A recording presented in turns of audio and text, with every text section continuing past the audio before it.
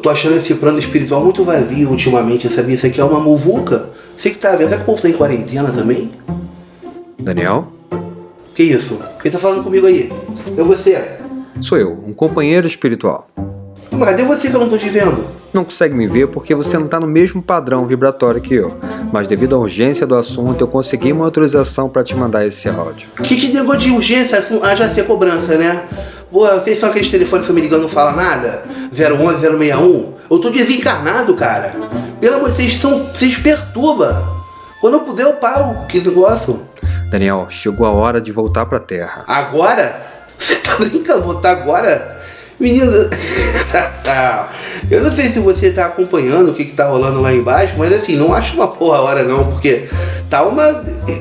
Eu não quero usar uma palavra inapropriada, mas reencarnar agora, a Terra tá um ambiente assim, inóspito, sabe? Eu preferia até ficar um pouco aqui mais, sabe?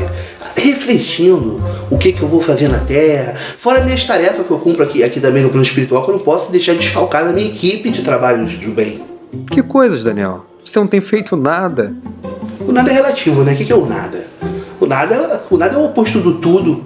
Se eu quisesse fazer tudo, eu ia ser muito vaidoso também de querer abraçar o mundo com as mãos. Não, isso. Eu tô fazendo o oposto do tudo, que é o nada, pra exercitar o oposto da vaidade, que é a humildade. Então, pra ser humilde, eu tô fazendo o máximo de nada que eu consigo pra mostrar que eu sou super na minha, não quero aparecer. Não tenta me enrolar, Daniel. Você só tá enganando a si mesmo. Você tem adiado sua reencarnação há quanto tempo? O tempo é relativo, né? O que é o tempo? Daniel... Foi eu que falei isso não, foi o Einstein, cara. Tá maluco? Vai rebater Einstein? É a teoria da relatividade. Bom, o recado tá dado. Prepare-se. Não, peraí, gente. Peraí, pelo amor de Deus. Olha só. Se vocês me deixarem ficar mais aqui um tempo, eu aceito qualquer tarefa. Seu trabalho agora é na Terra. Mas eu não posso fazer daqui? Tá todo mundo trabalhando de casa, não posso fazer um home office? Pensa bem, meu irmão. Reencarnar agora é uma grande oportunidade. Você vai poder ajudar num período de transição do planeta. Um momento muito especial da Terra. No meio de uma pandemia, vocês vão me mandar? Por que vocês não mandam cientistas, gente? Alguém que possa chegar, fazer uma vacina, ajudar alguma coisa? Eu vou ocupar uma mãe à toa, entendeu? Eu nunca fui bom de química, cara. Eu não vou saber fazer nada. Eu sou uma criança idiota, sempre fui. A última vez eu fui criança, eu fiz xixi na cama até 12 anos. O que eu vou ajudar? Olha, é o seguinte, deixa eu passar um tempo, cara. Assim, ano que vem... ano que vem não dá porque acaba a pandemia, já vem também essa crise aí, logo depois. Bota 2030, 2050, mais tarde. Aí eu chego, já ajudo lá, vou fazendo uma coisa maneira. Amanhã, Daniel. Então vocês também são fogo, sabia? Por que vocês inventam essas coisas de pandemia, cara? Os grandes flagelos servem para acelerar o processo evolutivo da humanidade. Que flagelo? Que flagelo? Eu já vou nascer flagelado? Já não basta esse coronavírus? Bom, boa sorte, Daniel. Pode contar sempre com a gente. Então, peraí, gente. Olha só, pelo amor de Deus. Deixa eu fazer. Eu aceito qualquer negócio. Deixa eu pedir, então, pelo menos uma coisa, já que não tem jeito. Uma coisinha única. Posso pedir? Fala. Não tem como vocês pegar minha mãe, que eu vou nascer, e na barriga dela, quando eu estiver lá na gestação, em vez de ter líquido amniótico, ter álcool gel? Que eu já nasço bisuntado, já sai da barriga dela direto, quarentena, já saio prevenido? Não? Tá bom, então. Oi, dá licença, desculpa, eu vou ser seu filho na Terra agora. Deixa eu me apresentar, eu sou o Daniel. Você vai ser minha mãe, que maneiro, né? Parabéns pra senhora, vai ser um filhão que a senhora vai ter. Obrigado por me deixar ter essa oportunidade. Mas eu já queria deixar aqui rapidinho uma coisa combinada com a gente. Eu pedi uma autorização pra te mandar esse áudio, pra você já ficar por dentro das coisas mínimas que eu preciso pra ser um ser humano.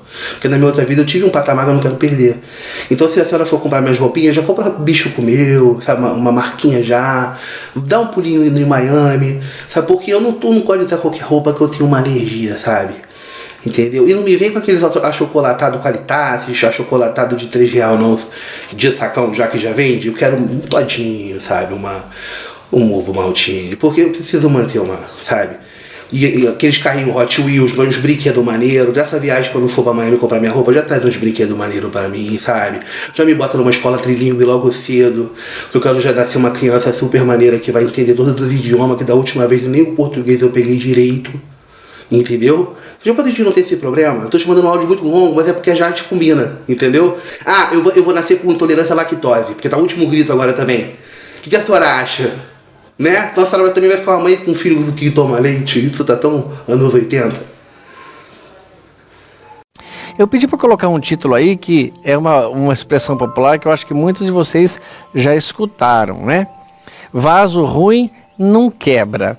Vocês já ouviram essa expressão, vaso ruim não quebra? E quando vocês falam essa expressão, vocês estão se referindo ao quê? Ou quando nós falamos, que eu também falava, ou falei já, referindo ao quê? O que significa vaso ruim não quebra? Por quê? Alguém realmente derrubou um vaso e ele não caiu? Ele não quebrou? Não é isso que quer dizer.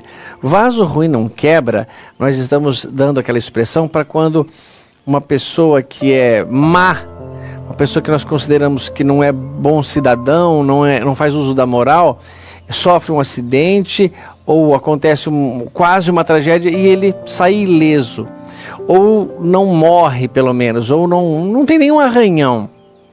Vaso ruim não quebra.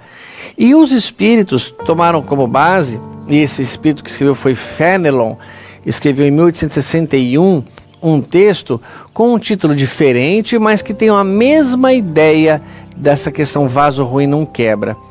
Se fosse um homem de bem, teria morrido. Eu sei que muitos de nós justificam a morte de um filho, de um pai, de um irmão, assim. Puxa, se fosse um homem mau, eu acho que teria sobrevivido, mas como foi meu filhinho, acabou morrendo. Como pôde Deus fazer isso com uma pessoa tão boa? Como pôde Deus fazer isso com uma pessoa tão amorosa, tão amável? O que ele quer dizer? Que aparentemente houve uma injustiça por parte de Deus, ou de quem decidiu a quem vai viver e quem não vai, mediante aquela situação. Eu não estou aqui dizendo que isso está certo ou que está errado. Estou dizendo que devemos compreender o que esse Fenelon vai nos dizer, porque eu tenho convencimento que vai atenuar muito a sua dor, a sua saudade, a sua não compreensão, o seu desespero. Essa posição de que a gente tem uma situação de que fomos injustiçados. Deus não podia ter feito isso com a gente ou ter feito isso com ele. Então, vaso ruim não quebra é uma expressão que nós estamos ouvindo repetidamente, e que aparentemente tem um texto no Evangelho segundo o Espiritismo com outro nome, que é: se fosse um homem de bem, teria morrido. Ele poderia até dizer o contrário, ó, se fosse um homem mau, teria sobrevivido. É aquela mesma expressão, vaso ruim, se fosse um homem mau, não quebra, sobrevive. É essa relação, é essa mesma expressão que nós vamos ver se ela está certa. Olha o que eles dizem, é muito legal, muito profundo. Falando de um homem mau que escapa de um perigo, costumais dizer, aqui caberia, vaso ruim não quebra, mas não é isso que eles dizem. Isso eu só estou trazendo para a nossa linguagem popular brasileira aqui, para a gente entender. Então, falando de um homem mau que escapa de um acidente, você costuma dizer, se fosse um homem bom, teria morrido. Ele põe ponto final. Olha o que ele afirma agora. Pois bem, assim falando, dizeis uma verdade. Opa, então nossa expressão, vaso ruim não quebra, parece que tem a ver. Vaso ruim não quebra, se fosse um homem mau, teria sobrevivido, se fosse um homem bom, teria morrido. Ué, então ele está afirmando que está certo. Continuemos.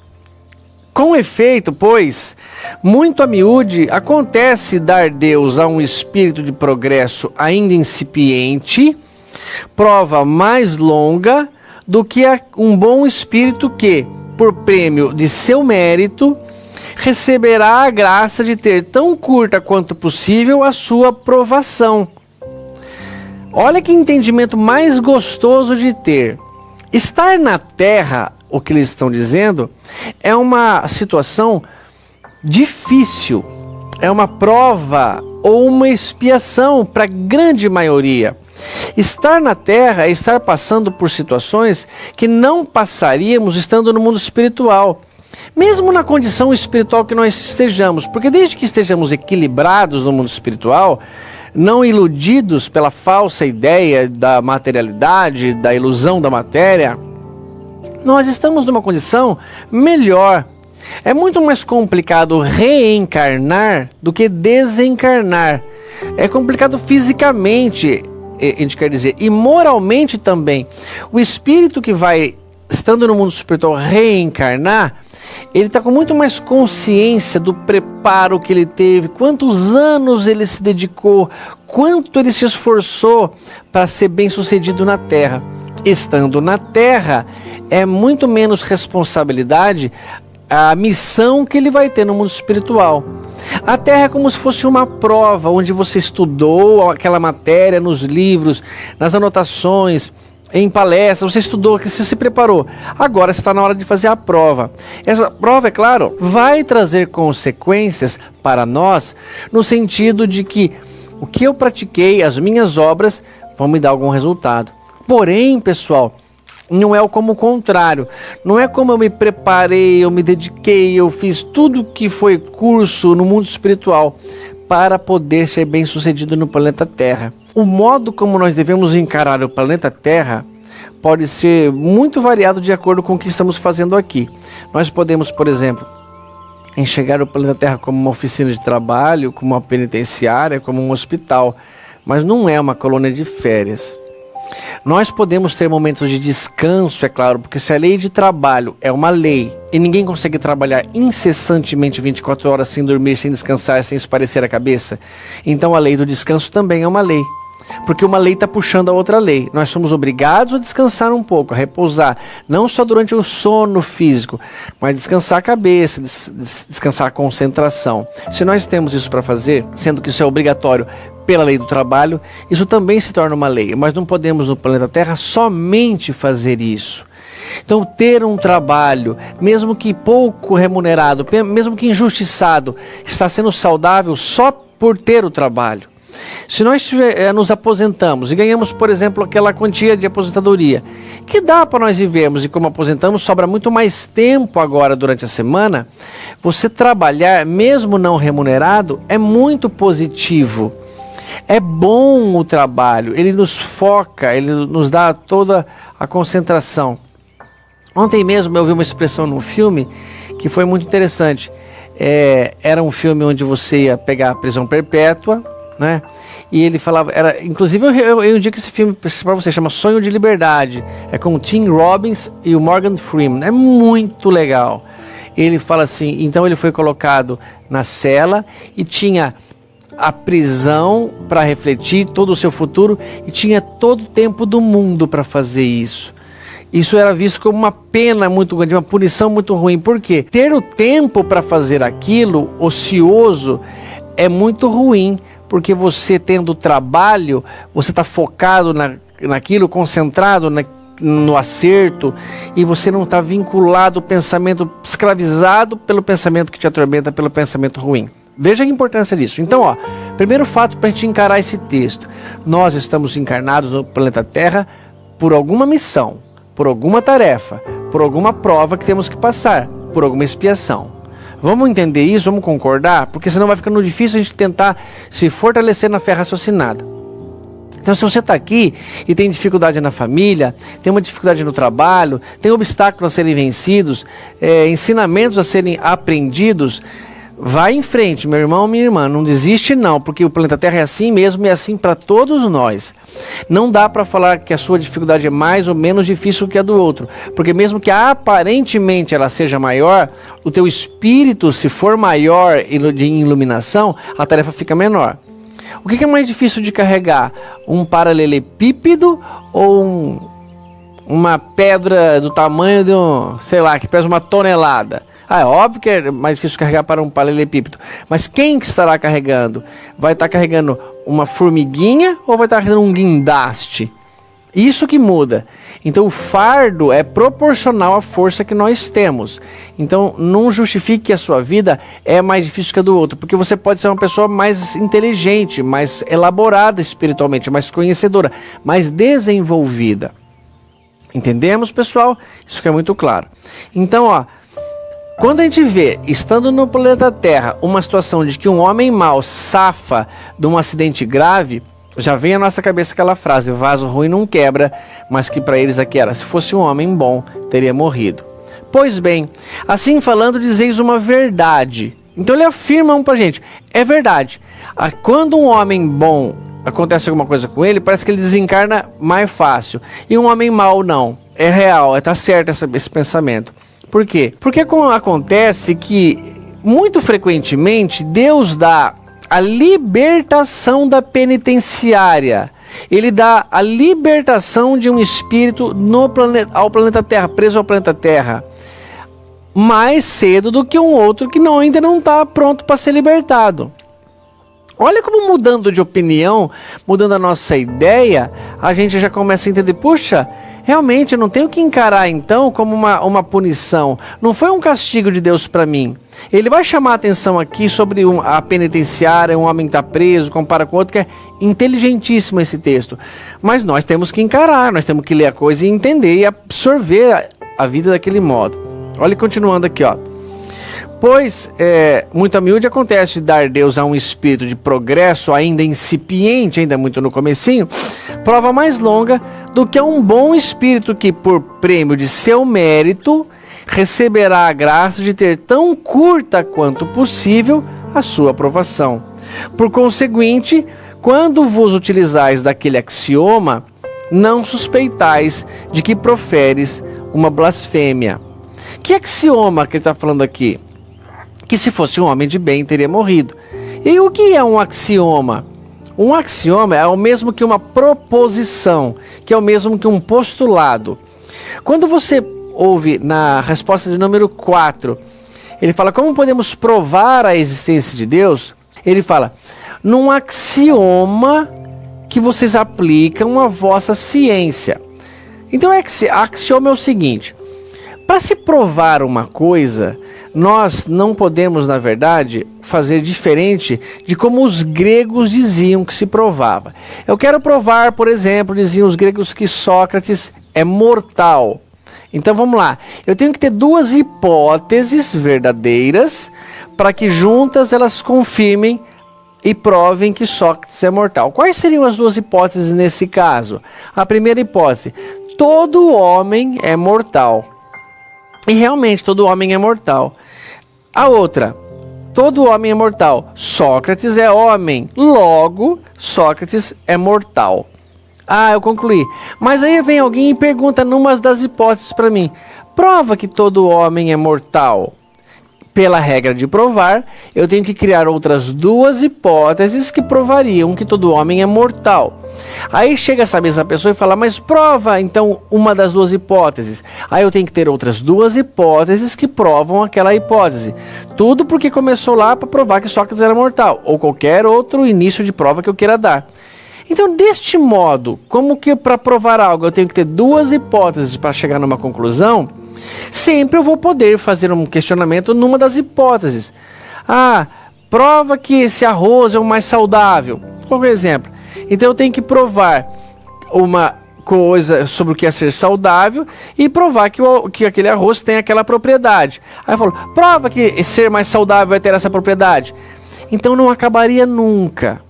E Euclides, da teoria euclidiana, da geometria plana, o grego, ele percebe assim, puxa, para provar alguma coisa, justamente eu não tenho como provar. Por quê? Porque eu não consigo provar nada. Eu quero provar uma coisa, mas tudo que eu falo, alguém pode ficar perguntando nas hipóteses, então eu não tenho um problema aqui. Então ele criou o axioma, que é uma verdade, um postulado, uma proposição, que é aceita como uma tese fundamentada, uma teoria defendida e correta, sem mesmo que ela tenha sido provada, justamente porque provar alguma coisa leva à possibilidade de não se provar nada pela pergunta que você fica fazendo. Sabe quando a criança fica, e por quê? Por quê? Por quê? Nunca acabará, a menos que você fala, porque Deus criou assim. E por que Deus criou assim? Eu não sei mais. Mas a resposta é sempre uma dada e haverá sempre a possibilidade de se perguntar o porquê. Sempre tem lá. E se a gente ficar remoendo, não acaba nunca. É uma coisa a se entender. Se morre um homem de bem, cujo vizinho é mau homem, logo observais, antes fosse este. Agora ele vai falar de uma outra coisa. Nós fazermos a afirmação de que um homem mau, se fosse um homem mau, teria morrido, tudo bem até. eles falam, eles não dizem que isso daí está errada, essa afirmação. Não devemos ficar julgando. Mas nesse primeiro quesito, se fosse um homem de bem, teria morrido. Se fosse um homem mau, não teria morrido. Sem rotular, aquele é um homem de bem, aquele é um homem de mal. Se fosse com aquele, teria morrido. Até em tese, sem ter personagens na história, tudo bem, eles falam, está certo. Mas quando você presencia a morte de alguém que você ama, ou que você considera um homem de bem, e você rotula, se fosse aquele outro, teria morrido, ele só não morreu porque era esse homem tranqueira, está errado fazer isso. Olha o que eles vão pedir pra gente. Se fosse um homem de bem, cujo vizinho é mau homem, logo observais, antes tivesse sido este. Isso não pode fazer, pessoal. Se você perdeu seu filho, se você perdeu o esposo, perdeu um amigo, se você perdeu a esposa, uma filha, um primo, um professor que você amava muito, e justamente aquele professor que era o bom professor, gente boa, explicava bem a matéria, isso aconteceu comigo na universidade, e fica um outro que você não gosta, que é chato, não é interessado, aqueles professores que estão ali mais por obrigação do dinheiro que ele quer, ele não tem amor pelo aluno. Então você fala, putz, antes tivesse morrido esse professor do que aquele. Não façamos isso, pessoal, por favor. Nós não temos esse direito. Por mais que a gente julgue que era certo, que era melhor, você realmente concorda que você tem mais conhecimento do que Deus, do que Jesus, do que os prepostos de Jesus que organizaram todo aquele processo de desencarne daquela pessoa? Então, isso está certo de pensar que realmente um homem bom se liberta logo da terra, porque ele já nem começou, ele já está terminando o seu trabalho, enquanto aquele outro nem começou a fazer, tá tudo bem, esse conhecimento. Mas na hora de colocar personagens na história não está certo. Não façamos isso porque estamos errados, tá bom? Pois bem, enunciais uma enormidade, porquanto aquele que parte concluiu a sua tarefa, e o que fica talvez nem a tenha iniciado a sua. Quando você tem... Eu vou deixar que eles dizem isso, mas se você está numa sala de aula e você passou a matéria, você percebe quem são os bons alunos ali, prestam atenção, ficam conectados quando você está explicando, não fica jogando papelzinho, não fica com conversa lateral, paralela. Você percebeu. Aí você explicou a matéria, você perguntou se todo mundo entendeu, se alguém tinha dúvida e tudo mais. Então você passa uns exercícios na lousa, você entrega um livro de exercícios para ele. E eles têm 10 exercícios para resolver durante aquele período da aula. Alguns já terminaram, e que justamente são aqueles que prestam atenção na aula. São aqueles mais interessados, não só naquele dia, mas ao longo de todo o ano, aqueles alunos foram mais interessados. Você não deixa já que eles saiam para o recreio? Você não permite que eles vão na frente? E os outros que ficaram? É porque não terminaram a obrigação. Não se esforçaram, não entenderam, ficaram brincando. Agora estão lá meio atrapalhados, erraram, vieram trazer para você corrigir, está errado. Você pede que eles repetem. Você acha que era justo deixar todo mundo sair por intervalo igual? Não era justo nem com o bom aluno, nem com o mau aluno, porque o mau aluno também está indo para um lugar achando que ele está entendendo. Quando ele for encarar uma prova de vestibular, uma situação mais complicada, ele não tem o conhecimento. Então o professor, aqui representado pela figura de Jesus, não pode permitir que aquela pessoa já comece a se libertar das obrigações ao mesmo tempo que a outra. Por quê? Porque ela nem começou os exercícios. Você entrega o livro de exercícios, o caderno de exercícios, a pessoa começa a fazer, vai concluindo, e a outra nem começou. Como é que eles podem sair juntos para o intervalo, para um momento de descanso, para um momento de lazer?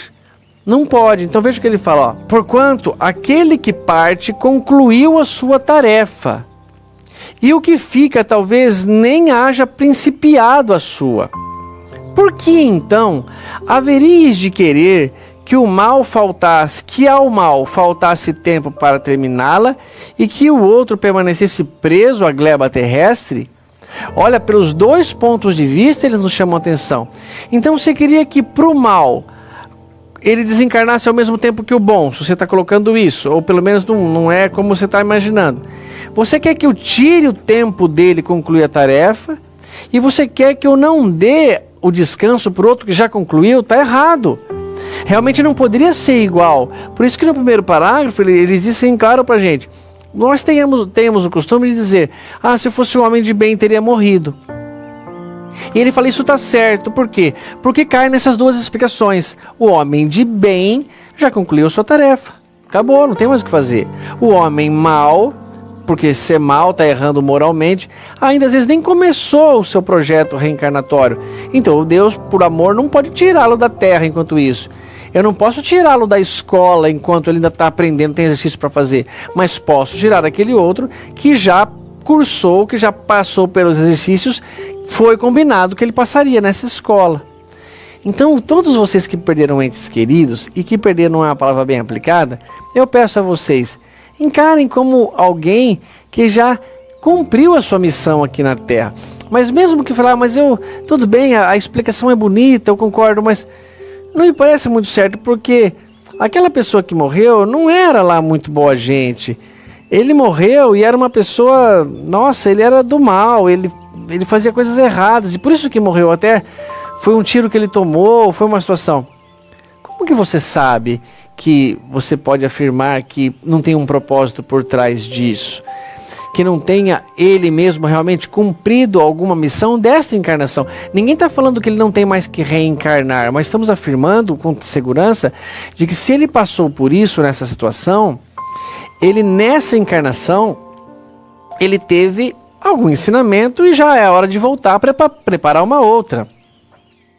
Existem espíritos que às vezes passam pela Terra, mas para completar uma encarnação, algo que começou de uma outra, passa por aquilo, trazem um perispírito, uma marca muito profunda, purgam o que tem que fazer naquela encarnação mais breve, mesmo mais curta, e depois voltam ao planeta. Assim que eu imagino as mortes de crianças prematuras, que são verdadeiros seres inocentes nessa encarnação, pelo que nós vemos, mas eles vêm por uma encarnação bem curta, tem uma doença muito grave no seu corpo, os pais lutam com todo amor, com toda vontade, eles acabam desencarnando, e o pai e a mãe ficam todos tristes, revoltados com Deus, sem querer entender a oportunidade de imaginar, puxa, pode ser que esse filho nosso encarnou como uma prova ou uma expiação para nós, pais. Se submeteu àquilo e morrendo faz com que a gente tenha a oportunidade de experimentar aquela encarnação, aquela saudade, aquela dificuldade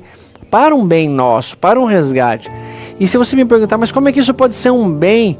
Eu diria, para desenvolver nossa compreensão, nossa saudade, treinar nossa paciência, treinar nossa esperança, treinar nossa resignação com Deus, nossa obediência ao Pai, tudo isso serve para treinar assim. E se precisamos desenvolver virtudes em nós, essa oportunidade é muito forte, porque é muito dolorida, é muito difícil a saudade conviver com a gente não tem como remediar, não tem como pegar um avião e visitar alguém, ainda que esteja longe, porque quando alguém desencarna não tem avião que eu tome, que eu vá me encontrar. A menos que existam outras possibilidades muito boas durante o sono, durante a prece, você pode sentir a presença dele e ter uma calmaria, tá bom? Então, por que então haveria de querer que ao mal faltasse tempo para terminá-la e que o outro permanecesse preso à gleba terrestre? Os dois modos teriam injustiça. Que diríeis se um prisioneiro... Olha essa imagem como Kardec constrói para a gente, é muito boa.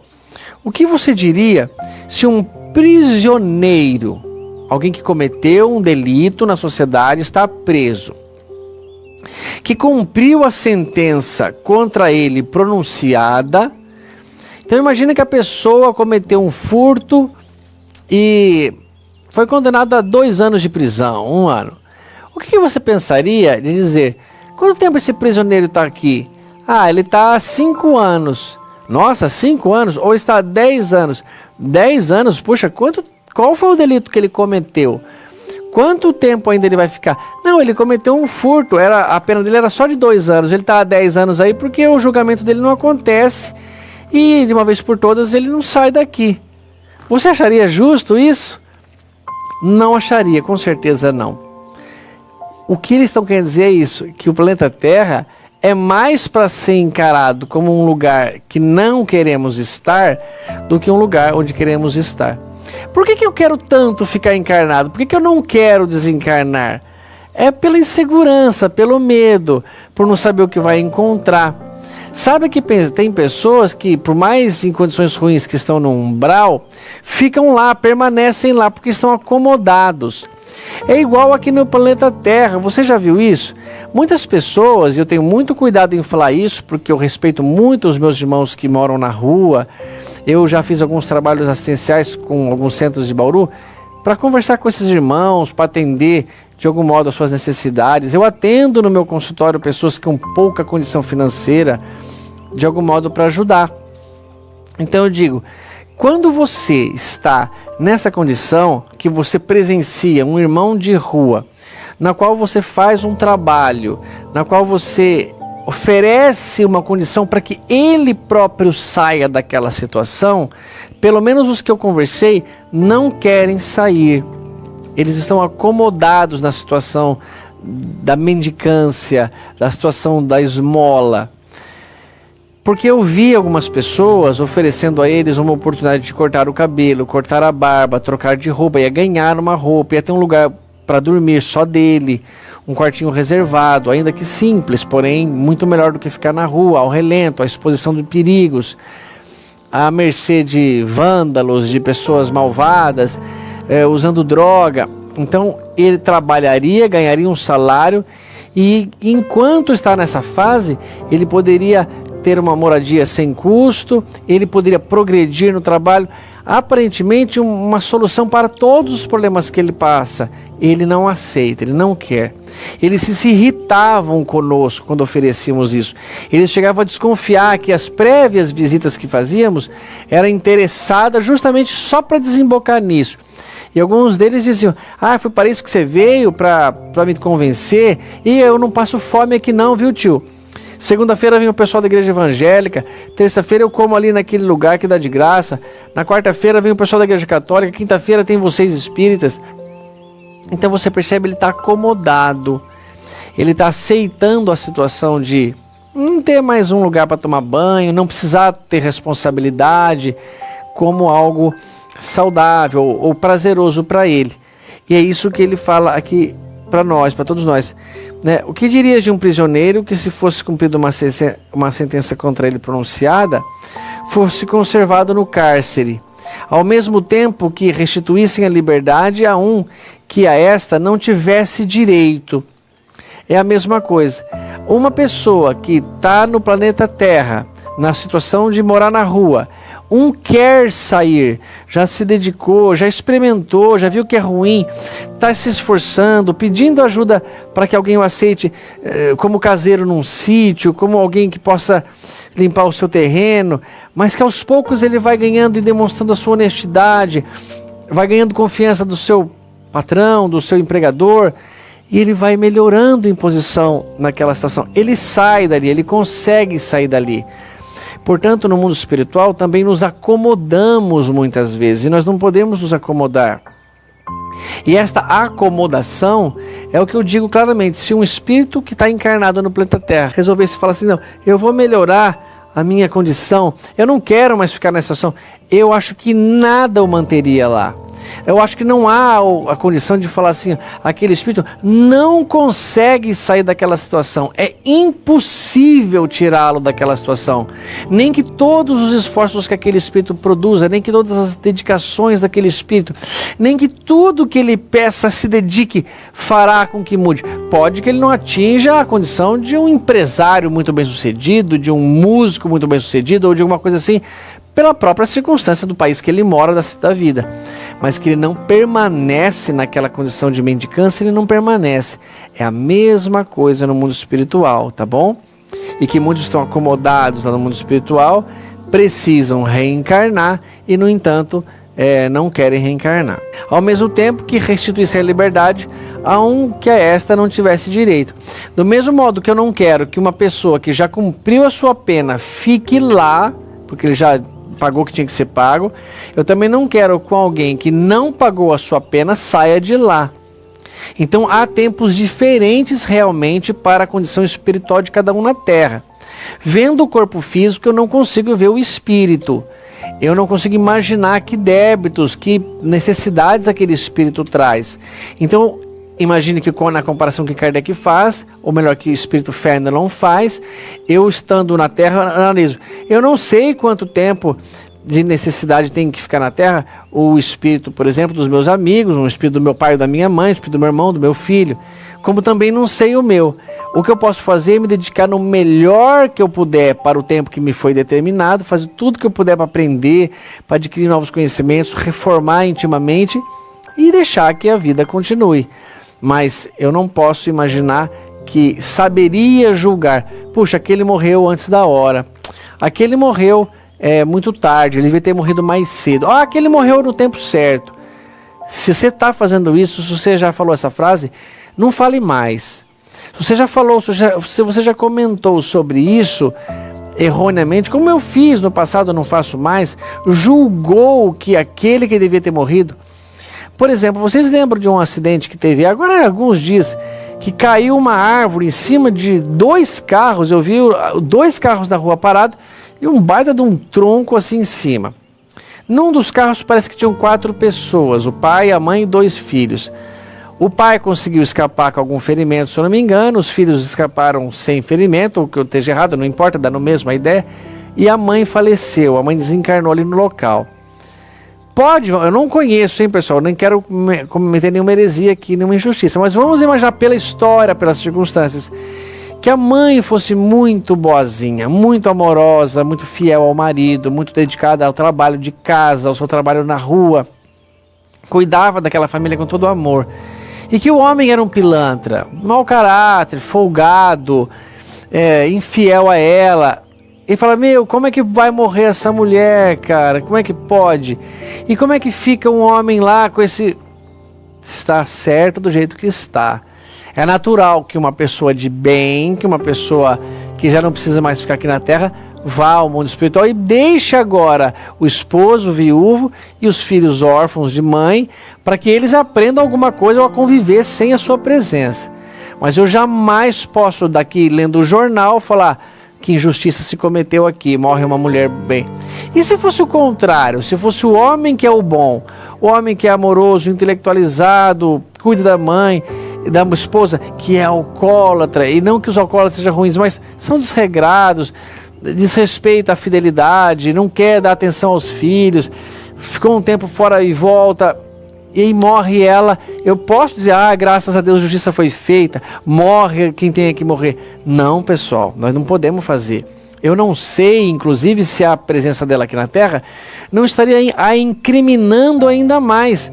Porque muitas vezes, se nós estamos indo muito bem na encarnação, muito estudiosos, muito amorosos, dedicados às virtudes, pode acontecer que eu ganhe uma moratória, ou seja, Deus permite que eu permaneça mais tempo encarnado, já que eu estou sendo muito bem sucedido.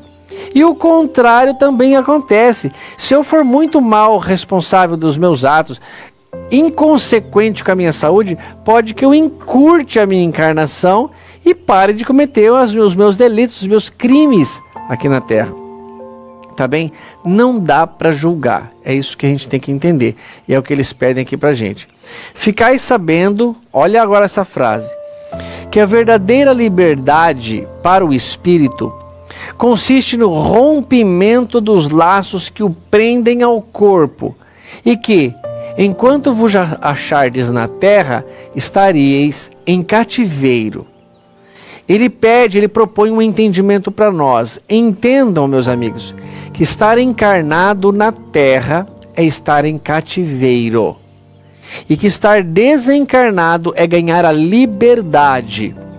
Os filósofos gregos Sócrates, pelas mãos de Platão, também se refere ao desencarne como a libertação. Eles não diziam espírito, mas eles diziam a alma. E Sócrates colocava em Fédon, Apologia de Sócrates, que trata do tema morte, ele fala muito claramente que a alma, estando fora do corpo, ela está libertada, até que ela é aprisionada pelo corpo, vai estagiar um tempo, e com a morte ela é novamente libertada. Então essa liberdade que nós almejamos, um dia conhecerás a verdade os tornará livres. Essa liberdade, que é o segundo maior valor, que quase que está inerente ao primeiro, que é a vida, o primeiro, e que eu não acho que nós temos direito de tirar a vida de ninguém, por mais que essa pessoa tenha cometido erro. Eu acabei de afirmar, ela cometeu erro, ela não me deu o direito de cometer o mesmo erro que ela comete. Um ladrão, por ser ladrão, não dá o direito de um homem honesto a ser ladrão também. Se o homem honesto for ladrão, justificando que o outro é ladrão, teremos dois ladrões, e não um ladrão e um honesto justificado. Não, nós temos ladrões do mesmo modo. Então, essa questão é muito valiosa de se entender. Quando você está libertado, então, de Sócrates, quando você está livre do corpo, você está no planeta Terra, mas desvinculado à matéria. Você está realmente com liberdade de ação, liberdade de agir. Quando você encarna, Sócrates dizia que a alma é capturada e ela vai estagiar mais um tempo. Quando ela é libertada, ela volta à verdadeira pátria. Entendendo então que estar encarnado é estar em cativeiro, numa penitenciária, num hospital, é estar passando por uma situação que quase sempre é difícil. E eu sei que a vida é difícil, nossa, pessoal. Só de estar encarnado, já temos tantas necessidades, somos tão vulneráveis à dor. Um desarranjo orgânico que aconteça conosco já nos debilita, já nos leva para a cama, já nos dói o corpo, já nos dá indisposições. Veja o que o coronavírus, o estrago que ele não faz com a humanidade inteira, e nós não temos a mínima capacidade de contê-lo. Por mais que se tenha tentado, que tenha se feito, a contaminação está crescendo e está se fazendo. Então veja como nós somos frágeis em estar encarnados e estar sujeitos a isso. Mas quando um espírito vem dar uma comunicação aqui no planeta Terra, não tem perigo dele se contaminar de coronavírus, com o Covid-19, de ficar tão ligado a um médium que está com gripe, que está com Covid? Não tem perigo. Por isso, estar desencarnado é uma liberdade desses sofrimentos, dessas dificuldades que nós temos aqui no planeta Terra. Vamos entendendo esses textos, vamos ler sem pressa. Ainda tem um parágrafo aqui para ler, eu tomo todo o cuidado do mundo pelo tempo, mas veja como a gente vai entendendo, quantas informações vamos absorvendo, vamos ligando em raciocínio, vamos pensando assim. Dá o teu exemplo. Eu fico muito satisfeito quando vocês comentam que a minha palestra é didática, ela esclarece. É porque eu tento trazer a situações, a exemplos corriqueiros, é a maneira como eu entendo. Não pensem vocês, o Tato faz uma mirabolante estratégia, ele é muito inteligente para conseguir nos... Não, é o modo como eu faço para mim. É o modo como eu entendo, com a mais sinceridade possível, que eu digo isso para vocês, tá bom? Agora o pedido final, pessoal, que nossa palestra tem que valer a pena com esse entendimento. Habituai-vos a não censurar o que vocês não podem compreender. Então, tudo isso que ele falou, ele deu exemplo de tudo quanto é lado. Tanto o homem mau que fica encarnado, quanto o homem bem que desencarna, quanto aquele que tem que continuar no seu aprendizado, quanto aquele que já aprendeu e já se libertou, já saiu da escola. Não dá para dizer uma coisa, nós não conseguimos ver o espírito, nós não conseguimos ver a condição reencarnatória daquele espírito. Nós estamos vendo ele num momento da encarnação dele. Como Jesus fala para Nicodemos, você sente o vento passar, não sente, Nicodemos? Ele está batendo aqui no nosso rosto, ele está batendo no nosso corpo, a gente sente ele, não sente, sente. Mas você sabe de onde que ele vem? Você sabe para onde que ele vai? Então ele quer dizer, assim também é o homem que é nascido do Espírito. Eu não sei de onde que vocês vêm e por que vocês estão encarnados ainda e por que alguns já desencarnaram. Eu também não sei a minha própria condição de estar encarnado ainda e por que alguns já desencarnaram antes de mim. Mas eu não sabendo não significa que não esteja certo, que não esteja por trás dessa perfeita articulação Jesus, Deus, os bons espíritos. Então, habitua-se a não censurar. É como, eu me habituei a fazer isso. Desabitue-se. Eu habituei a criticar, a me indignar. Desabitue-se a criticar, a censurar as pessoas, a julgar quem já morreu que está errado, ou quem não morreu ainda que deveria ter sido esse. Tira isso da cabeça. O que vocês não podem compreender. E creia que Deus é justo em todas as coisas. É difícil para os bons espíritos nos explicar alguma coisa, porque eles precisam pedir para a gente, creia, cara, creia que é assim. Isso basta, não vá além.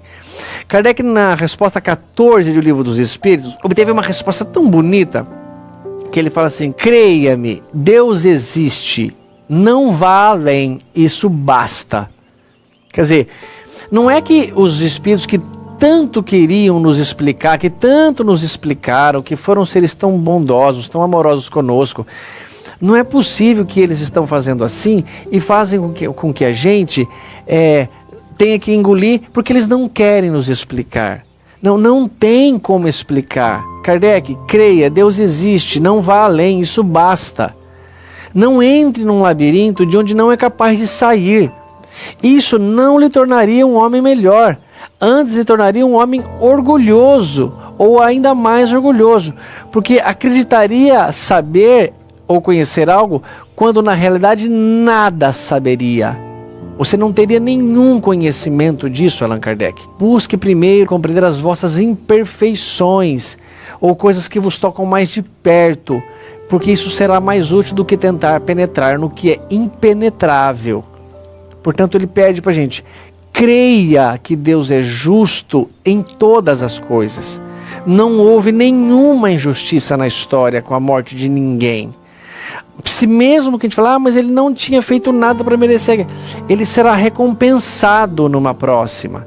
Se Deus achou por bem tirá-lo da vida e ele não fez nada naquela existência e nem na anterior, vamos supor, mas agora Deus está o compensando, está dando a ele toda a oportunidade de ele melhorar, dele crescer. Então, habituai-vos a não julgar. Muitas vezes, o que vos parece um mal é um bem. Tão limitadas, no entanto, são as vossas faculdades, que o conjunto do grande todo não o apreendem. Olha que coisa mais linda, pessoal. Não concebem, não entendem, né? Então, olha isso. É tão limitada, no entanto, a nossa faculdade, as capacidades que eu tenho de enxergar, de ouvir, de sentir pelo tato, de perceber, é tão limitada na minha realidade, que o conjunto do grande todo eu não consigo apreender. Se você olhar um mapa por cima, maravilha. Mas se eu olhar um mapa com uma lupa, com um microscópio, eu só consigo ver segmentos muito pequenininhos, eu não consigo ver o todo. Eu estou aqui andando pela rua, mas eu não consigo ver o congestionamento que vai ter lá. Eu não consigo ver o carro que está chegando, que vai chegar bem junto comigo na encruzilhada, ali na esquina. Eu não consigo enxergar o todo, porque eu estou encarnado e as minhas faculdades são muito limitadas, então não posso julgar. É quase certo que eu vou errar se eu julgar. Entende, pessoal, isso? Esforçai-vos por sair pelo pensamento da vossa acanhada esfera, ou seja, da nossa inteligência tão pequena. Esforçai-vos pelo raciocínio, diria Aristóteles, a diminuir a dor do coração. Se você se esforçar pelo raciocínio, como assim? Fala, puxa vida, eu perdi uma pessoa que amava muito, realmente já teve uma doença grave, foi difícil para ela, e está sendo difícil para mim também, está sendo difícil pelos meus irmãos, mas eu não sei o que fazer. Precisava aceitar isso para viver em paz. E pelo que eu estou lendo, realmente, Jesus esteve aqui e falou que não cai uma folha de uma árvore sem conhecimento de Deus, e eu acredito nele.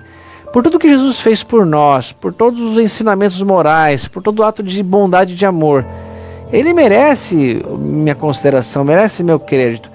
Ele, numa prece dele ao Pai, ele pede que afaste dele aquele cálice, mas que fosse necessário fizesse a vontade de Deus e não a dele, que era Jesus. Então eu acho que eu tenho que conformar-me e entender que tudo bem, eu não queria que acontecesse isso, mas se aconteceu, Deus sabe mais. E eu não preciso ser triste por isso. Aliás, Deus quer que eu supere e seja feliz. Então, a morte de alguém que amamos ou perder um ente querido não pode ser encarado como uma punição de Deus para você ficar triste. Pelo contrário, é um motivo para você se esforçar e ser feliz e ter mais mérito nessa felicidade. Eu consigo enxergar e entender assim. Apesar de pedir todos os dias para que Deus proteja meus pais, proteja principalmente meu filho, proteja aquelas pessoas que amo, que eles possam desencarnar naquela ordem que eu considero a ordem natural do tempo, de desencarnar acima lá dos 80 anos, tá bom? E quando eu recebo pedidos de oração, pessoal, e podem ter certeza que eu ponho o nome no grupo, eu faço oração, eu recebi um pedido alguns dias de uma grande amiga, uma colega, pedindo pelo pai dela, que também está um pouco enfermo, passando por uma doença, para que eu colocasse o nome dele no grupo. E eu tenho feito oração, mas podem saber, não é certo o que eu peço, o que vocês peçam, para que ele não morra. Deus sabe o seu desejo, não tem perigo. Você não precisa falar o que você quer ali, porque Ele sabe o que você quer. Mas você atrapalhará muito a essa pessoa, a recuperação dela, o que tem que acontecer com ela, se você ficar pedindo encarecidamente que ela não morra.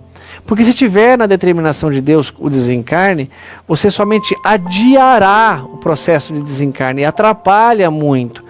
Peça para que faça a vontade de Deus e que, se possível, se ela se curar, você vai estar ali para ajudar, que você vai dar toda a tua inteligência, teu amor na colaboração com a saúde daquela pessoa, que você vai se disciplinar junto com ela, mas que seja feita a vontade de Deus e você está ali para ajudar. E se dedique à prece falada pelo coração, tá bom? É assim que você toma uma postura que ajuda aquela pessoa que você ama. Aí ele vai continuar aqui, ó. Não compreende. Esforçai-vos por sair pelo pensamento da vossa esfera acanhada. Então o intelectual ajuda o moral. O intelectual ajuda o sentimento. Uma vez eu me lembro, eu era bem jovem e eu fiquei meio triste por um relacionamento que se rompeu. Uma namorada, início de um namoro, que não quis mais namorar comigo e tudo bem. E eu fiquei abatido e eu conversei com meu pai, ele se interessou pela história e ele falou abertamente: mas não fica assim não, você tem um grande valor. Se essa pessoa não está reconhecendo tudo que você fez, se essa pessoa não está se importando, se ela acha que você não a merece, então pode ser que você realmente não a mereça. Tanto para cima quanto para baixo, analisando. Ela não merece porque você é uma pessoa muito mais carinhosa do que ela mereceria, ou você está faltando chegar a uma altura dela. E tanto faz, ela tem todo o direito de não aceitar. E você aceita essa verdade, melhora no quesito que você tem que achar que tem que melhorar, mas valoriza, se não sofre por isso não. E eu raciocinei e falei: puxa, é verdade. Tem uma família tão gente boa, uma família de pai e mãe amorosos, atenciosos comigo, com meu irmão. Um irmão companheiro, me ajudava ali, ficava ali naquela situação tentando me tirar daquela melancolia. Que isso? Falei: não vou ficar mais assim não. Em pouquíssimo tempo eu já não estava mais sofrendo. E se eu ficasse alimentando o erro, o contrário, eu poderia estar hoje sofrendo muito mais. Cara, puxa vida, que coisa ruim. Eu tô triste pra caramba aqui, não consigo melhorar, não consigo tirar da cabeça. Essa menina, ela tem que ser... Não, para de pensar. Usa a intelectualidade, assim pede Aristóteles, assim está pedindo o espírito Fénelon. Vamos ver de novo, ó. Esforçai-vos por sair pelo pensamento. Pensamento é a faculdade cognitiva. O que seria, então, a faculdade emocional, a inteligência emocional? A emoção, o sentimento, não o pensamento. O pensamento é a cognição. O que eu devo fazer nessa hora? Devo almoçar antes, almoço depois, vou de banho tomado, vai dar tempo de tomar banho, eu vou assim mesmo, direto do trabalho, e agora? Quem está fazendo isso é o meu pensamento, é o meu discernimento. Então, esforçai-vos por sair pelo pensamento da vossa acanhada esfera, e à medida que vos elevardes intelectualmente, diminuirá para vós a importância da vida material, que nesse caso se vos apresentará como simples incidente no curso infinito da vossa existência espiritual, a única existência verdadeira. Então, pessoal, deu para entender, o texto acabou. Eu sei que é dolorido perder, mas ninguém está pedindo para você não sofrer. Ninguém está pedindo, eu só estou pedindo para você não se revoltar. Ter saudade é ter sinal de que você ama aquela pessoa e que conviveu com ela. Você não sente saudade do que você não viu. Você não sente saudade do que você não conviveu. Ah, como não? O Renato Russo cantou uma música. Isso é você que tem a cura para o meu vício de insistir nessa saudade que eu sinto de tudo que eu ainda não vi. Tá bom, vou considerar que você não viu nessa encarnação, mas você tem saudade de alguém que você conviveu no mundo de encarnação. Mas se Jesus me falar, ó, você nunca conviveu com este espírito, é tão grande o tempo da existência do Pai, dos mundos habitados, que esse espírito nunca teve no planeta Terra, e você nunca teve no planeta dele, então vocês nunca conviveram, você não sente saudade dele, tá bom? Então isso é um fato. Então olha só o que ele pede aqui. Quanto mais nós começamos a entender a realidade do mundo espiritual, mais a vida na matéria lhe parecerá simples, um incidente tão passageira. Tanto mais tempo nós ficamos no mundo espiritual do que aqui na Terra. É tão curta a passagem por aqui. Então, se você está com saudade, chore lágrimas limpas, lágrimas de saudade. Sabe aquela lágrima que você chora e que quando você está muito emocionado de contar uma história bonita de infância, de relembrar de um pai, de um amigo, de um professor, e você chega a lacrimejar? Essa lágrima é bem-vinda. Essa lágrima é boa, está fazendo bem para você, está fazendo bem para aquele espírito a que você está homenageando com suas lágrimas. Mas lágrimas de revolta, lágrimas de indagação: por que Deus fez isso comigo? Como pôde Deus fazer isso? Como pôde Deus agir assim? Aí você está agindo com orgulho, com egoísmo. E pode sim acontecer tudo com a nossa vida, pode nos mostrar muita realidade. Vaso ruim não quebra. Tem um pouco de verdade nessa história. Vaso ruim quebra também. Mas na maioria das vezes, o vaso ruim permanece intacto na terra para que ele ainda continue recebendo as flores de Deus, que são os espíritos. O vaso sagrado é o nosso corpo, dizia Paulo, que recebe o espírito, que são as flores. Então, imagina que o vaso só tem função se ele alimentar, se ele levar proteção às flores. Portanto, o vaso ruim, o corpo ruim, aquele corpo malvado, aquela pessoa que está no planeta Terra só fazendo coisa errada, aparentemente gosta de boa saúde, de boa condição financeira, ele tem que ter mais tempo para corrigir, para repensar tudo o que ele está fazendo. E o vaso bonito, aquele vaso de cristal, aquele vaso impecável, quebrou, o corpo foi detido, ele morreu. Porque aquele espírito não precisava mais estagiar ali. E que bom é pensar desse modo, com esses olhos, para os nossos entes queridos que se foram.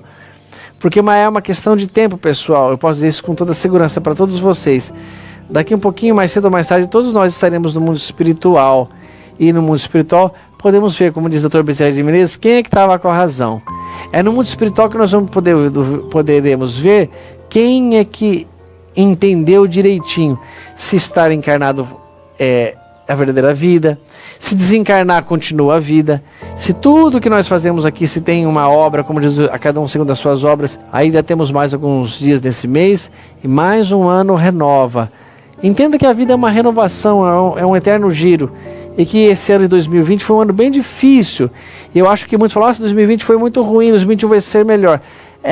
Eu torço para isso também, mas se 2020 foi o ano que nós aprendemos mais, então que venham outros dentro da nossa limitação, que Deus sabe quanto podemos. Eu acho que nós vamos estender, nós vamos invadir um pouquinho o ano de 2020, mas não importa. Se invadimos o ano de 2020 com o Covid ainda em alta, com a pandemia crescendo, com qualquer dificuldade que tenhamos individualmente ou coletivamente, ela será muito bem-vinda se nosso espírito estiver melhorando.